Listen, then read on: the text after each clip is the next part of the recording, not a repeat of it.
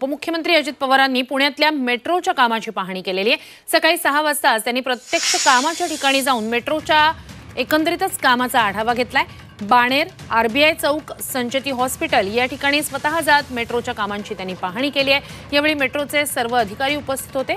कामाची सद्यस्थिती काय आहे याची माहिती अधिकाऱ्यांकडून त्यांनी घेतली। मेट्रोची ही कामं लवकरात लवकर पूर्ण करण्याच्या सूचना अजित पवारांनी अधिकाऱ्यांना दिल्या।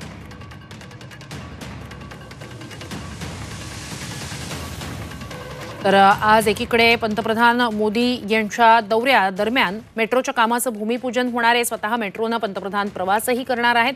दुसरीकडे सकाळी 6 वाजताच अजित पवारांनी मेट्रोच्या प्रत्यक्ष कामाची माहिती घेतलेली आहे। त्या ठिकाणी गेलेले होते। सद्यस्थितीचा आढावा त्यांनी अधिकाऱ्यांकडून जाणून घेतलेला आहे।